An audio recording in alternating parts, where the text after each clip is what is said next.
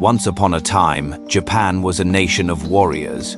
For centuries, the spirit of the samurai, the strict code of Bushido, and the belief in honor above life itself shaped its people and its rulers.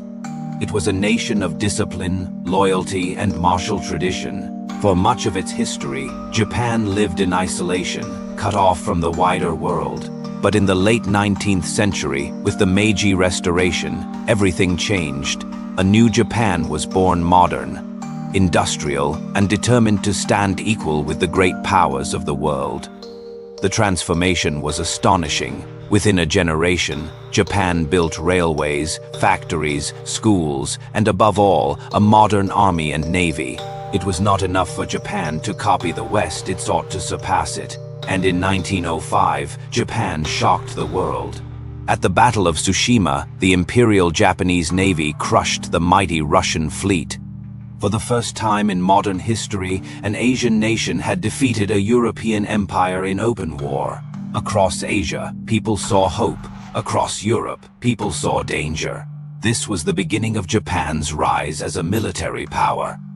Over the next 4 decades, Japan expanded relentlessly into Korea, into Manchuria, and deeper into China.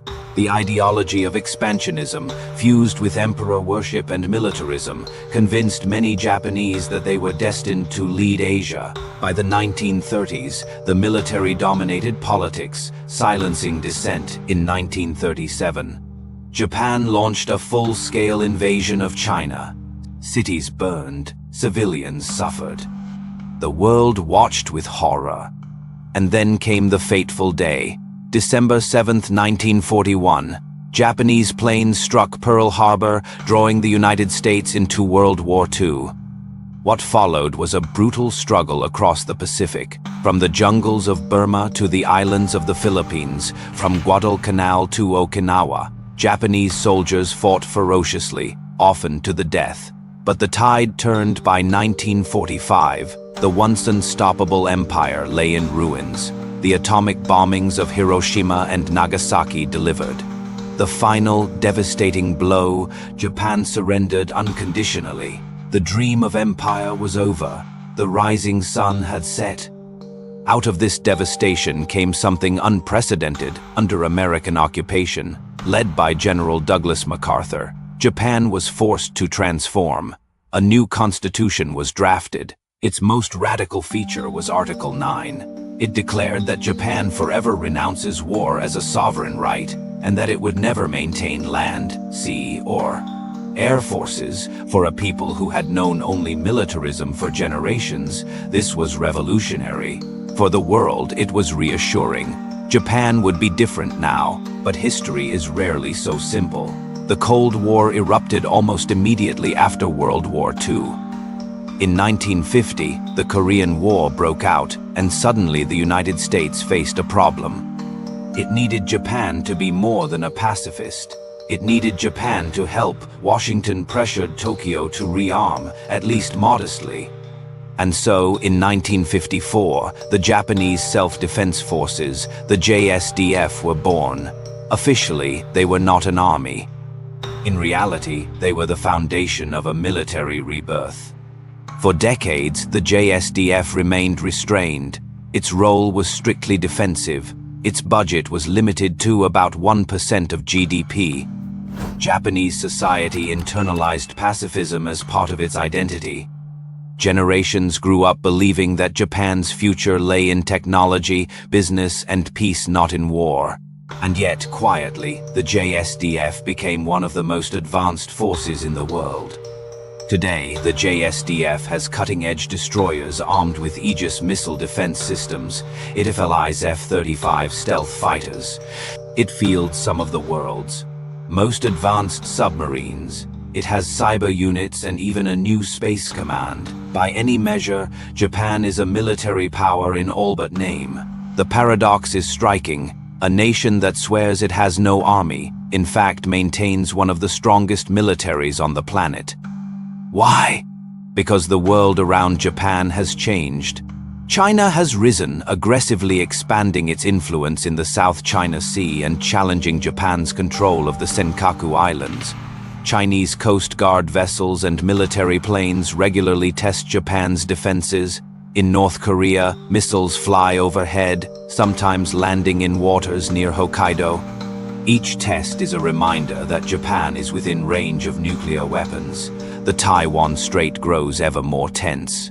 If war breaks out there, Japan cannot remain untouched. And then there is America. For decades, the United States guaranteed Japan's security. But in recent years, questions have emerged. Can Japan still rely on Washington? Will American politics, increasingly inward-looking, weaken the alliance? These pressures have reopened a once taboo debate.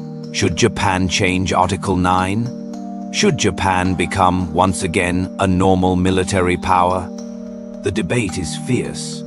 Supporters argue that Japan must be able to defend itself independently, that Article 9 is outdated, that pacifism in a hostile neighborhood is dangerous. Opponents warn that any change risks reviving the dark ghosts of the past. They remind the world of Nanjing, of Manila, of the Pacific War's horrors. For many Asians, Japanese militarism is not ancient history, it is living memory. Yet even without formal change, Japan has gradually stretched the meaning of Article 9. In the 1990s, Japanese forces joined peacekeeping missions abroad. In the 2000s, Japan supported US operations in Iraq and Afghanistan, though in non-combat roles. Under Prime Minister Shinzo Abe, Article 9 was reinterpreted to allow collective self-defense, meaning Japan could fight if its allies were attacked. Step by step, the restrictions weaken. Step by step, Japan inches closer to normal military status. To understand the stakes, it is useful to compare Japan with another nation of similar history, Germany. Both were defeated in 1945. Both renounced militarism. Both embraced democracy and prosperity. But after Russia invaded Ukraine in 2022, Germany began to rearm rapidly. Pacifism gave way to realism. Could Japan follow the same path under pressure from China and North Korea? Many believe so. Let us consider the possible futures. In the first scenario, Japan continues the path of restraint. Article 9 remains intact. The JSDF maintains its defensive posture. Japan relies on America and international diplomacy. This path preserves peace but leaves Japan vulnerable if US support falters. In the second scenario, Japan amends Article 9 and officially becomes a normal military power. The JSDF would be renamed an Army, Navy, and Air Force. Japan could join coalitions like the Quad with the United States, India, and Australia, taking on a greater regional role. It would remain defensive but no longer bound by self-imposed shackles. In the third scenario, the most extreme, Japan reclaims full military independence. It spends far more on defense, develops long-range strike capabilities, and even considers nuclear weapons. Technologically, Japan could build nuclear arms quickly. It already has the materials and expertise. Politically, it has avoided that path, but in a crisis, who can say what choices might be made? Each path carries risks. Remaining pacifist could embolden adversaries.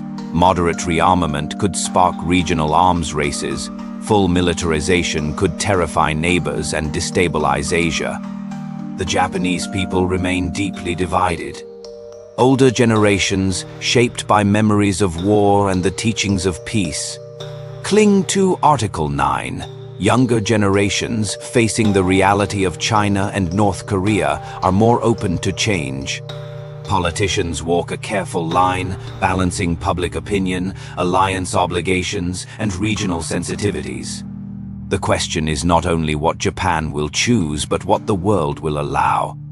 China and Korea watch every move closely, wary of any sign of resurgent Japanese militarism.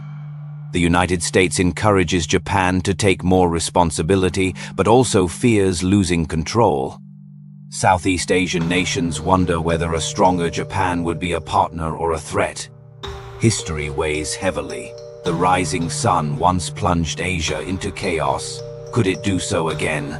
Or has Japan truly changed forever? For nearly 80 years, Japan has lived under one promise: never again. It has built a society admired for its peace, its technology, its culture, its stability. It has been a model of what a nation can become after devastation. But survival is a powerful instinct, and survival sometimes demands hard choices. The story of Japan's future military is not only about weapons or treaties. It is about identity. Is Japan forever a pacifist nation? Or is pacifism only a temporary phase, born of defeat, destined to fade? One thing is certain: Japan stands at a crossroads. The world it faces today is as dangerous as any in its modern history. And as the storm clouds gather in Asia, the old question rises again: will the rising sun remain at peace or rise once more as a warrior? The answer is not yet written. But when it comes, it will shape not only Japan, but the destiny of all Asia, and perhaps the world. If this hidden truth spoke to you, don't let it fade into silence. Tap like to shine light on forgotten history. Leave your thoughts in the comments, and subscribe to join us on the path of uncovering the world's lost knowledge. The story is never over, unless we stop asking the questions.